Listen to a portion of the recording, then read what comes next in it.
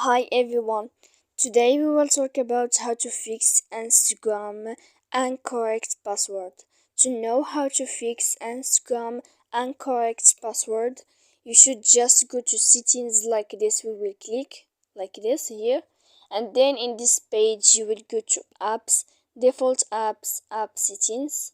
When you will see this list, you will go down to find the application of Instagram here. When you will see this page, you will go down to force stop. When you will end this, you will enter to storage. And here in this page, you can click clear cache. After that, you will click clear data. And after all that, you can turn off your Wi-Fi. So please don't forget to support us by like and subscribe. See you next time in another video.